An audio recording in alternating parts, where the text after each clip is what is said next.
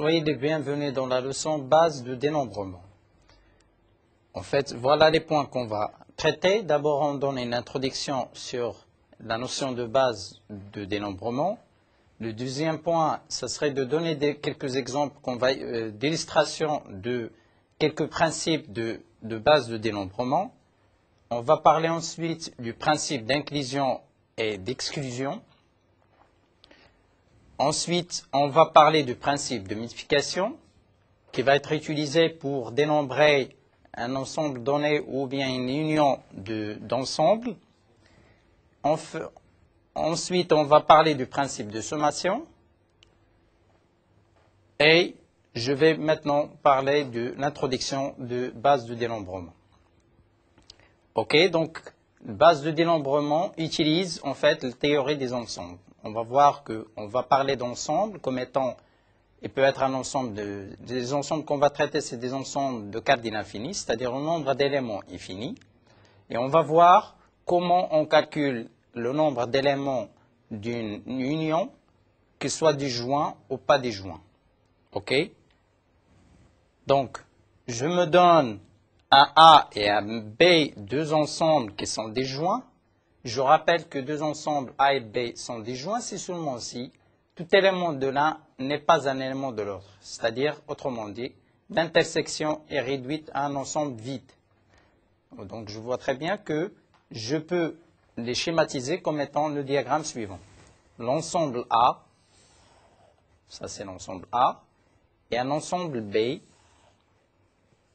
où les éléments de A ne sont pas forcément des éléments de B, qui se traduit par A inter B égale à l'ensemble vide. L'ensemble vide, il ne contient aucun élément. Aucun élément de A n'est un élément de B, et aucun élément de B n'est pas un élément de B. Aucun élément de B ne peut appartenir à A. Donc A et B est dites deux ensembles disjoints. OK? Dans ce cas, si j'ai des ensembles qui sont disjoints, alors je peux dire que le nombre d'éléments de la réunion entre A et B n'est rien d'autre que le nombre d'éléments de A plus le nombre d'éléments de B. Donc ce principe consiste à prendre deux ensembles qui sont disjoints, c'est-à-dire dont l'intersection est vide entre A et B, alors je peux dénombrer le nombre d'éléments de la réunion comme étant le nombre d'éléments de A plus le nombre d'éléments de B. Donc, qui se traduit par cette conclusion qui est présentée ici. Le nombre d'éléments de l'union de deux ensembles disjoints A et B est égal à la somme du nombre d'éléments de A et du nombre d'éléments de B. OK? Donc ça, on va l'utiliser sur quelques exemples. On va voir plus tard. Donc, exemple. Le premier exemple, on va supposer que la déclaration des étiquettes dans un programme doit être simplement une lettre ou un chiffre décimal. Un chiffre décimal, c'est-à-dire de 1 à 10, de 0 à 10, et il ne peut être, on a dit que la déclaration des étiquettes dans un programme doit être simplement soit une lettre, soit un chiffre décimal. Donc ça, c'est l'hypothèse. Je veux déclarer une étiquette dans un programme et je veux que cette étiquette soit une lettre, soit un chiffre décimal. OK? La réponse à cette question, c'est-à-dire combien de possibilités j'ai pour déclarer une étiquette qui peut être déclarée soit par une lettre ou un chiffre décimal. L'étiquette ne peut être à la fois une lettre et un chiffre décimal. Donc, soit une lettre, soit un chiffre décimal. Qu'est-ce qu'on va faire? Le nombre possible d'étiquettes n'est rien d'autre que le nombre de lettres plus le nombre de chiffres décimaux. Puisqu'on a dit qu'il ne peut être à la fois une lettre et un chiffre décimal. Donc, soit l'un, soit l'autre. Donc, on va comptabiliser le nombre de possibilités lorsqu'il va être déclaré comme une lettre. Le nombre de lettres qu'on a, donc c'est 26, plus le nombre de possibilités de chiffres décimales qui sont en valeur de 10. Donc, en sommant les deux, 26 plus 10 me donnera 36. Et là, j'ai appliqué le principe qu'on vient de présenter, c'est-à-dire si j'ai A, un ensemble A et un ensemble B dans l'intersection I8, qui est traduit ici, qui ne peut être à la fois une lettre et un chiffre décimal, donc on a une intersection qui est vide. Donc le nombre de possibilités de l'union entre A et B, ce n'est rien d'autre que la somme du nombre d'éléments de A plus le nombre d'éléments de B.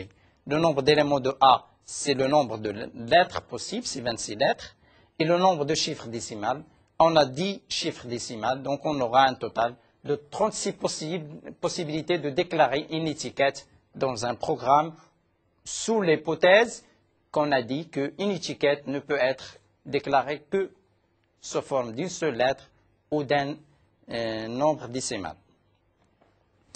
OK? Maintenant, on va voir si j'ai A et B deux ensembles, je veux parler du produit cartésien entre A et B. Je dois rappeler que c'est quoi un produit cartésien. J'aurai un ensemble A et un ensemble B. Le produit cartésien entre A et B n'est rien d'autre que l'ensemble des couples X et Y, tel que X est un élément de A, Y est un élément de B. Et qu'est-ce qu'on veut? On veut, à travers la donnée de A et B, calculer le nombre de couples possibles.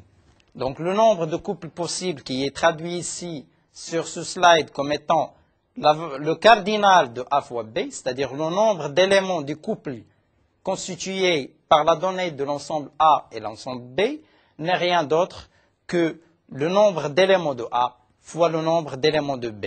Pourquoi? Parce que si je prends un couple XY élément de A, du produit cartésien A fois B, pour chaque X fixé, j'ai combien de possibilités? J'ai le nombre d'éléments de B. Pour chaque X donné de A, j'ai le nombre d'éléments de B, de possibilités pour constituer un couple dont le premier abscisse, c'est un X qui est donné au départ. Et Y, quelconque qui décrit l'ensemble B. Donc on a pour chaque X fixé le nombre d'éléments de B. Donc en faisant varier le X, j'aurai le nombre total des couples possibles, c'est le nombre d'éléments de A fois le nombre d'éléments de B. On va utiliser ce principe que je viens de présenter sur l'exemple suivant. Déclaration d'étiquette dans un programme en langage basique peut être soit une seule lettre ou une lettre suivie d'un chiffre décimal. Donc ça veut dire quoi? Ça veut dire que je peux déclarer l'étiquette comme étant avec une seule lettre, ou bien j'ai la possibilité de l'écrire sous forme d'une lettre suivie d'un chiffre décimal. Donc j'ai deux possibilités. Et qu'est-ce qu'on va voir? En utilisant la règle du calcul de cardinalité des produits de deux ensembles, je vais donner le nombre de possibilités de déclarer une étiquette dans un programme en langage basique. Le nombre d'étiquettes possibles est le suivant. Le nombre d'alphabets multiplié par le chiffre décimal augmenté de 1. Pourquoi augmenté de 1? Parce que, qu'est-ce qu'on a dit? Soit une lettre suivie d'un chiffre décimal. Donc on aura la possibilité, le nombre d'alphabets, c'est 26, plus le nombre décimal qui a une valeur 10, augmenté de 1. Donc j'aurai 26 fois 11, j'aurai 286 possibilités. Donc, pour déclarer une étiquette dans un langage en basique. Et ça, j'ai utilisé cette règle qui permet, à travers la donnée de deux ensembles, je peux calculer le nombre d'éléments, puisqu'une étiquette, qu'est-ce qu'on a dit? Et soit elle est formée par une lettre et un chiffre décimal. Donc, je suis là dans l'association, en fait, de faire apparaître des couples. Une lettre plus, quoi? Un nombre décimal. Donc, c'est 26 fois 11, j'aurai 286 possibilités, puisque la déclaration doit être effectuée par une lettre suivie d'un chiffre décimal. C'est pour cela que j'ai 286 possibilités pour déclarer une étiquette dans un langage en basique, et sous cette hypothèse qu'on vient de dire. Maintenant, je vais parler de la multiplication du principe de dénombrement. Donc, qui consiste à essayer on va voir, c'est j'ai une suite d'événements. Je vais noter E1, E2, En, une suite d'événements. Donc, donnant une suite d'événements sur lesquels je peux dire l'hypothèse suivante. E1, E2, jusqu'à Em, une suite d'événements tels que E1 peut avoir lieu en N1 façons possibles. Et si E1, E2 jusqu'à EK ont lieu, alors l'événement EK peut avoir lieu en NK façons. OK? Je répète, j'ai une suite d'événements et je suppose que E1 peut avoir lieu en N1 façon. Et si jamais j'ai la sous-suite de ma suite E1, E2, Em qui s'est produit, alors le EK, l'événement EK, a une possibilité de se reproduire en NK façon possible. OK? Donc, qu'est-ce que je peux faire? Je peux dénombrer, puisqu'il s'agit de calculer le nombre de façons pour que la suite d'événements ait lieu. Donc, je vais voir, pour chaque événement, j'ai E1 à N1 façon de se reproduire. Donc, ça veut dire quoi? Je vais utiliser le principe de multiplication qui consiste à dire que le cardinal de nombre d'un espace produit cartésien n'est rien d'autre que le produit du nombre d'éléments de chaque ensemble utilisé dans le produit cartésien. Les ensembles, ce sont E1, E2 jusqu'à En, leur produit cartésien, puisque je veux que tous les événements se reproduisent. Donc, ça veut dire qu'il y a exactement N1 façons pour E1, que je multiplie par N2 façons pour E2, que multiplier jusqu'à Nm façons pour Em. Façon possible pour que la suite d'événements se reproduise. Donc, il suffit en fait d'utiliser le principe de multiplication qui consiste à dire de prendre le nombre d'éléments du produit cartésien E1 multiplié par E2 jusqu'à Em, qui est égal au produit des possibilités respectives pour chaque événement E1. Pour que la suite d'événements se reproduise, il faut que j'ai exactement le nombre de possibilités, c'est N1 fois N2 fois N3 jusqu'à Nm. OK? Maintenant, on va passer, pour donner un exemple d'utilisation de ce principe de multiplication qui consiste à prendre un petit peu on aura besoin, par exemple, pour un administrateur de réseau, il a un nombre d'utilisateurs et pour authentifier chaque utilisateur, on aura besoin d'un mot de passe. Un mot de passe qui sera constitué de 8 symboles et les symboles peuvent être soit des lettres, soit un chiffre décimal. Et là, le besoin, c'est suivant le nombre d'utilisateurs, combien on va constituer notre mot de passe. On va essayer de calculer sous cette hypothèse du fait que le mot de passe ne peut être constitué que par 8 symboles et que chaque symbole peut être soit une lettre, soit un chiffre décimal, on va calculer le nombre de mots de passe possibles. Et donc, on va comparer ça avec le nombre d'utilisateurs qu'on a. Donc, combien de mots de passe peut-on avoir qui commencent par une lettre? Donc, on fait une contrainte de plus, c'est que je veux répondre à la question que mon mot de passe commence par une lettre et pas par un chiffre décimal. OK? Donc, principe d'inclusion et d'exclusion que je vais présenter ici, qui permet de résoudre cette question qu'on vient de présenter. Donc, c'est quoi ce principe d'inclusion et d'exclusion? Si A et B, deux ensembles qui ne sont pas disjoints, c'est-à-dire ils ont des points de rencontre, alors le nombre d'éléments de A union B, c'est le nombre d'éléments de A plus le nombre d'éléments de B moins le nombre d'éléments qui sont à la fois dans A et B. Remarque, on doit dénombrer une seule fois les éléments appartenant aux deux ensembles. Donc je peux schématiser ça sous forme de ce diagramme. A, j'ai mon premier ensemble et j'ai le fait que par hypothèse, A et B, ce sont des ensembles qui ne sont pas disjoints, c'est-à-dire ils ont des points de rencontre. Donc je peux le dessiner comme étant le sous-ensemble B. J'ai des éléments qui sont seulement dans A, d'autres qui sont seulement dans B, et des éléments qui sont dans l'intersection entre A et B.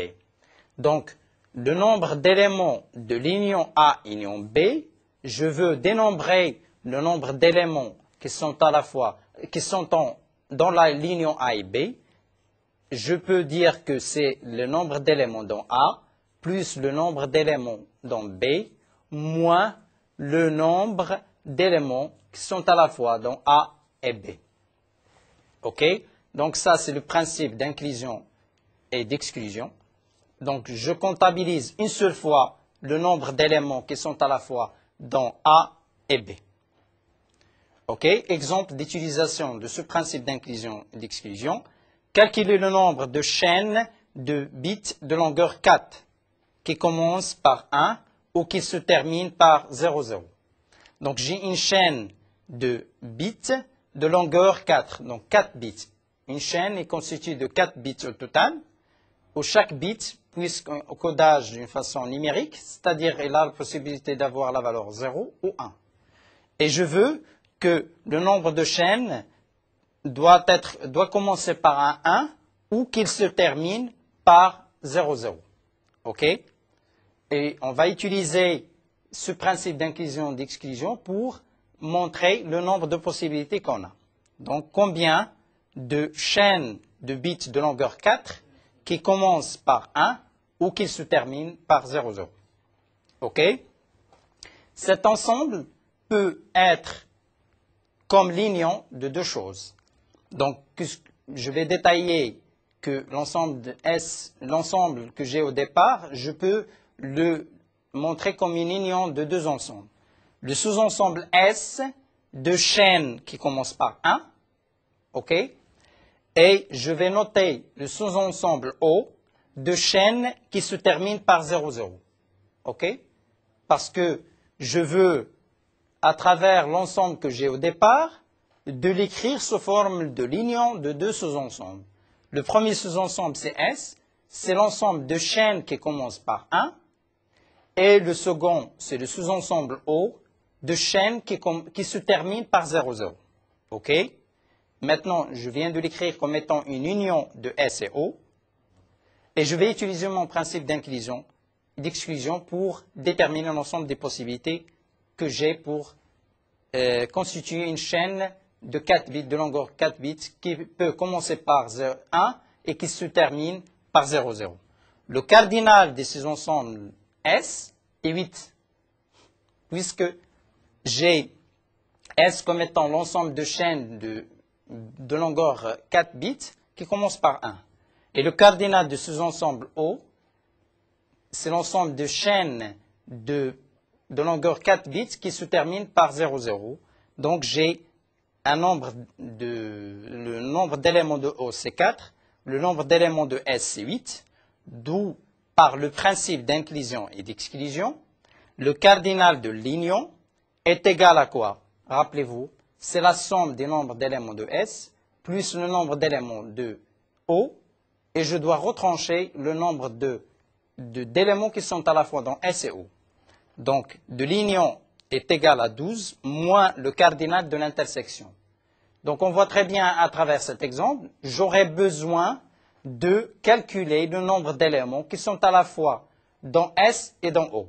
C'est-à-dire, un élément peut commencer par 1 et se terminer par 0, 0. Elle est à la fois un élément de S et un élément de O. OK? Donc, comment on va calculer le nombre d'éléments qui sont à la fois dans S et dans O? Combien de chaînes dans l'intersection? Les seules chaînes qui commencent par 1 et se terminent par 0, 0 sont 1, 0, 0, 0, 1, 1, 0, 0. Pourquoi? Rappelez-vous que la chaîne doit être constituée de 4 bits. Donc au total, j'ai 2, 3, 4 bits pour chaque chaîne. Et je veux qu'elle commence par 1 et se termine par 0, 0. Elle commence par 1 et se termine par 0, 0. La deuxième, elle commence par 1 et se termine par 0, 0. Donc il me reste quoi?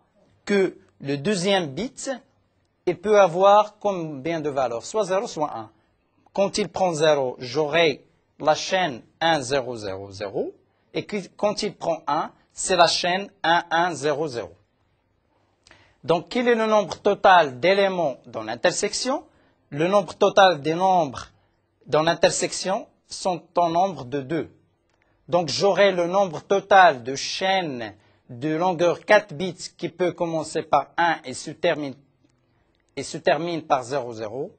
C'est 8, le nombre total de S, plus le nombre d'éléments de O, moins ceux de l'intersection. Donc, j'aurai 8 plus 4, c'est 12, moins 2, ça donne la valeur de 10. Donc, j'ai des possibilités, en fait, de l'union entre S et O. Autre exemple, on va voir un autre exemple qui s'appuie sur le même principe d'inclusion et d'exclusion pour démontrer le nombre de possibilités ou bien dénombrer le nombre de possibilités. Trouvez le nombre de chaînes composées de 3 lettres, OK, où les lettres sont utilisées au plus une fois. Hein? Trouvez le nombre de chaînes composées de 3 lettres, où les lettres qu'on va utiliser sont utilisées au plus une seule fois. Donc, en appliquant la règle des produits, rappelons qu'aucune lettre ne doit être répétée 2 fois, ce qui donne un total de, au départ, combien je cherche à trouver le nombre de chaînes qui sont constituées de 3 lettres. OK? La première lettre, combien j'ai de possibilités? J'ai 26 lettres. Comme la première lettre, si j'ai choisi la première lettre, je n'ai pas le droit de l'utiliser pour constituer ma deuxième lettre et ma troisième lettre pour construire un mot de 3 lettres. Donc, j'ai 26 lettres pour la première lettre, 26 possibilités pour la première lettre. La deuxième lettre, je vais éliminer celle que j'ai utilisée. Il me reste 25 lettres que je peux utiliser. Je vais éliminer celle que je viens de choisir pour la deuxième place. Il me reste la troisième place, j'aurai 24 lettres. Donc, finalement, c'est 26 fois 25 fois 24 chaînes possibles constituées de 3 lettres où les lettres ne peuvent pas être utilisées 2 fois. OK? Donc là aussi, on a utilisé le principe de multiplication, c'est-à-dire que si je prends le produit cartésien, c'est le nombre de possibilités pour le premier élément, le nombre de possibilités pour le second ensemble et le nombre d'éléments du troisième ensemble. C'est-à-dire, j'ai utilisé ma première lettre, je viens de le prendre, et une lettre parmi les 26. Il me reste combien de possibilités pour la deuxième lettre? C'est 25. Et pour la troisième place, c'est 24. Et je fais la multiplication entre les 3. Donc, dénombrer, maintenant l'exemple 2, dénombrer le nombre de chaînes de 4 lettres cette fois-ci. On applique également, dans ce cas, la règle du produit. On obtient 2 à la puissance 4 chaînes possibles. Donc, dénombrer le nombre de chaînes de 4 lettres. Et on n'a pas dit, en fait, que je fais des restrictions. On applique également, dans ce cas, la règle des produits. On aura combien de possibilités? Donc, 2 à la puissance 4 chaînes possibles pour construire une chaîne de 4 lettres. OK? Troisième exemple. On se pose la question, dénombrer le nombre de chaînes de bits de longueur 4 ou moins. Donc, il a au moins 4 bits, donc une chaîne est de 4 bits comme longueur, mais au moins j'ai 4 bits. C'est-à-dire que ma chaîne est constituée de bits qui peut être 0 ou 1, et je veux dénombrer le nombre de chaînes de bits de longueur 4 ou moins. Donc, j'ai fait l'hypothèse sur 4 ou moins. Donc, ça veut dire quoi? Soit 4 longueurs ou moins de 4 bits dans une chaîne que je cherche à dénombrer. La règle, je vais utiliser la règle des sommes, nous donne les sous-ensembles disjoints de longueur, comme mes chaînes doivent être soit de longueur 1, 2, 3 ou 4, parce que j'ai dit 4 ou moins comme longueur de ma chaîne constituée de bits. Donc j'ai des sous-ensembles disjoints de longueur 1, 2, 3 et 4. Alors, appliquons la règle des produits. Pour chaque sous-ensemble, on obtient quoi? Pour chaque sous-ensemble, je vais utiliser la règle des produits. Donc 2 à la puissance 1, plus 2 à la puissance 2 pour le deuxième ensemble, 2 à la puissance 3 pour le troisième et 2 à la puissance 4 pour l'ensemble de chaînes formé par 4 bits. Donc j'aurai 2 à la puissance 1, c'est 2. 2 à la puissance 2, c'est 2 fois 2 égale à 4. 2 à la puissance 3, c'est 2 fois 2, 4. 4 fois 2, ça fait 8.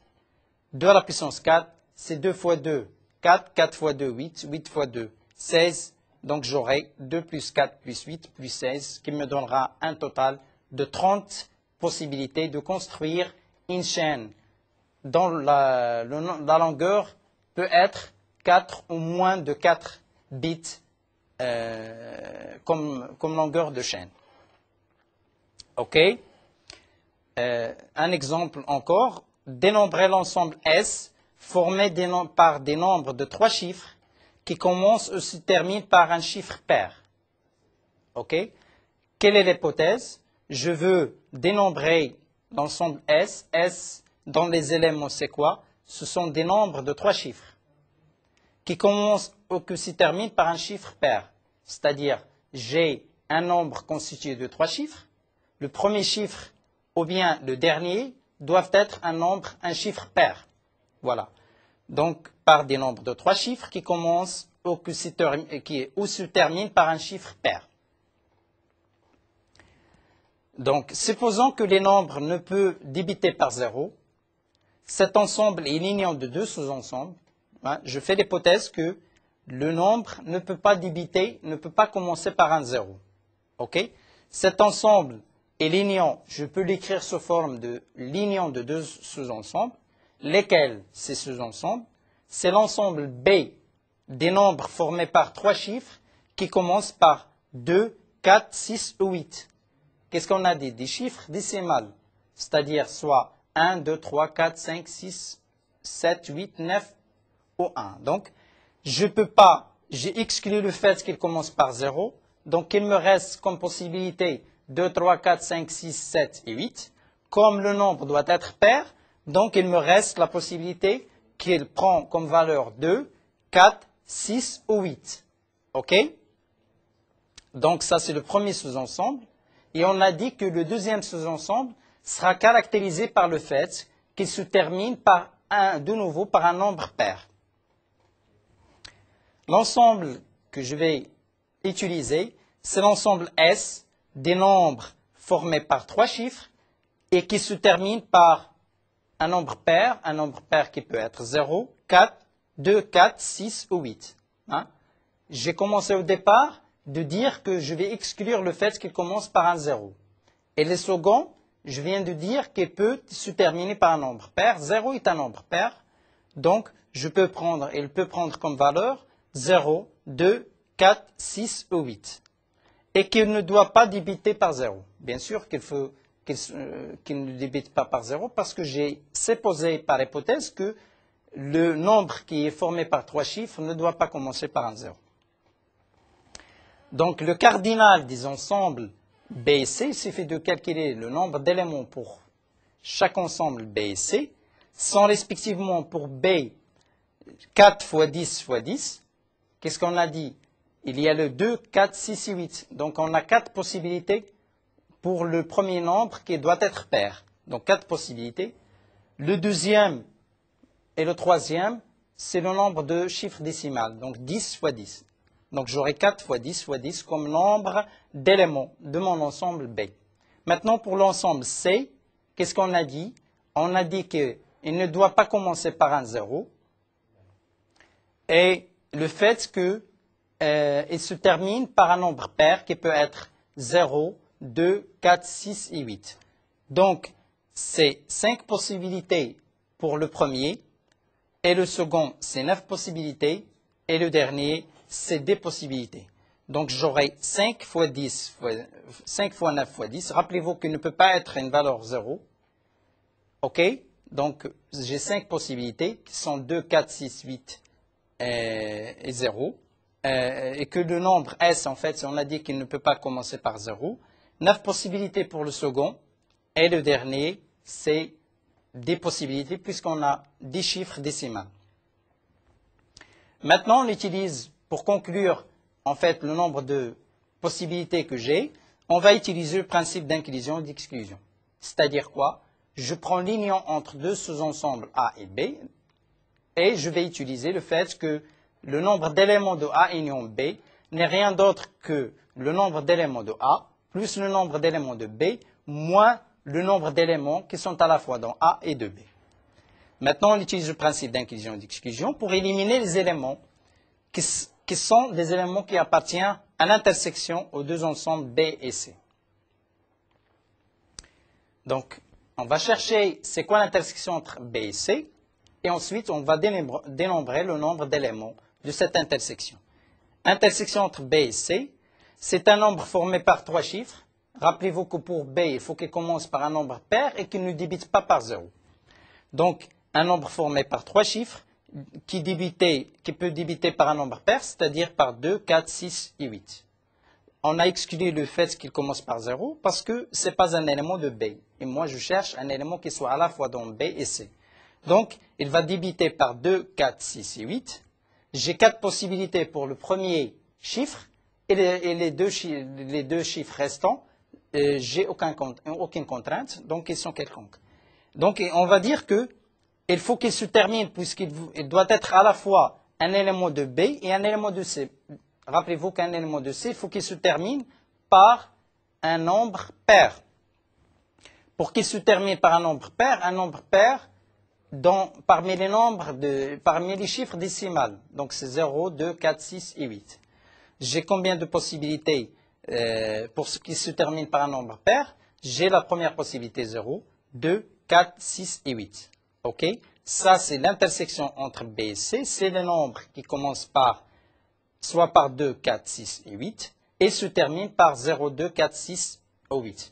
Donc, j'ai 4 possibilités pour le premier chiffre, 10 possibilités pour le second chiffre et 2, 4, 5 possibilités pour le troisième chiffre pour constituer un nombre de 3 chiffres qui soit à la fois dans B et C. Donc, l'intersection de B et C a pour cardinalité, c'est-à-dire le nombre d'éléments de l'intersection B et C, c'est 4 fois 10 fois 5. Rappelez-vous que le second, elle est quelconque parmi les 10 nombres décimales qui sont 0, 1, 2, 3, 4, 5, 6, 7, 8 et 9. Donc j'ai 4 possibilités pour le premier chiffre, 5 pour le dernier et des possibilités pour celui qui se situe au milieu. Donc j'aurais calculé le nombre d'éléments qui sont à la fois dans B et C. De l'ensemble S que je cherche à calculer, qui est formé par 3 chiffres et qui commence par un nombre pair et qui peut se terminer par un nombre pair aussi et qui ne doit pas commencer par un 0, c'est le nombre de possibilités de S. En fait, je calcule d'abord de S pour calculer le nombre de chiffres, de nombres qui sont constitués de 3 chiffres, dont le premier ne doit pas commencer par un 0 et doit être pair, ou qu'il se termine par un nombre pair. Je calcule d'abord le S, c'est 400 plus 450 moins 200. J'aurai 650 possibilités comme nombre d'éléments de S.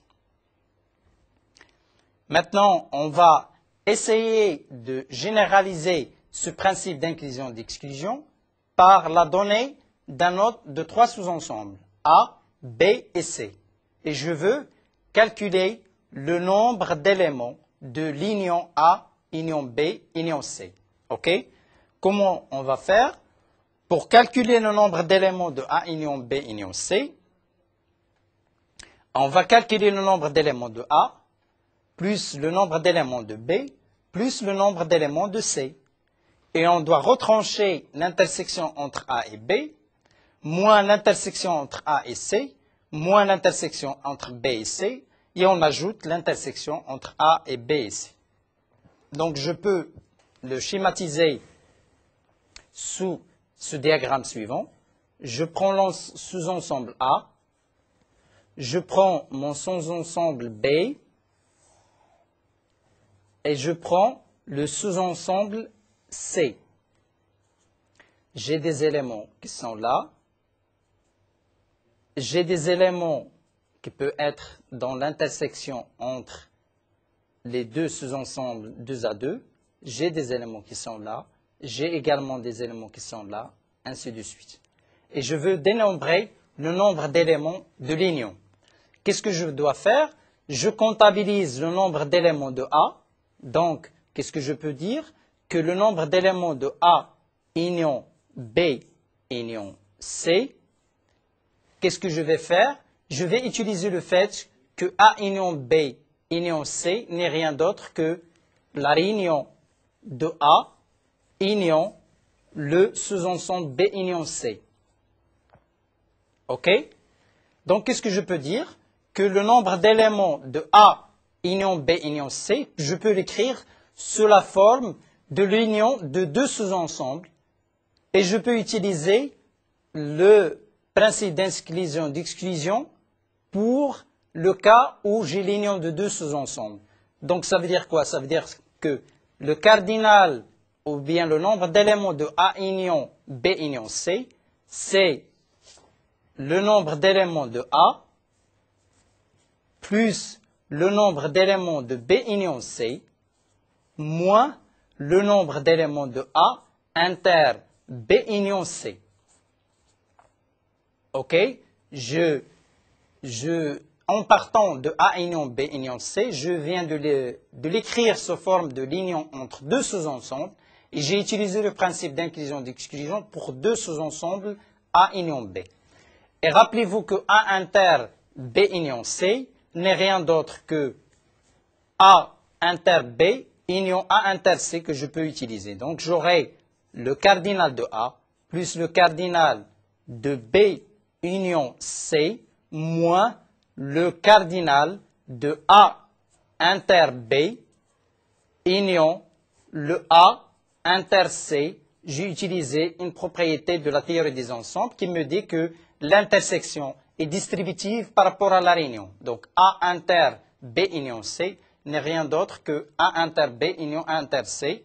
Et de proche en proche, je me ramène à la réunion de B union C que je peux calculer comme étant le cardinal de B union le cardinal de C moins le cardinal de l'intersection. Donc on peut retrouver que le cardinal de A union B union C n'est rien d'autre que cette quantité-là que je viens d'écrire ici. Et on voit très bien qu'on peut le généraliser pour un ensemble fini, d'une union finie de sous-ensembles par le même principe, c'est-à-dire d'essayer d'écrire l'union finie sous forme de l'union de deux sous-ensembles et de proche en proche pour utiliser à chaque fois le principe d'inclusion-d'exclusion pour deux sous-ensembles. J'invite tout le monde à se connecter sur le site web de Net2Know en cliquant sur MedNetU pour avoir un complément de cours ou des exercices. Et merci.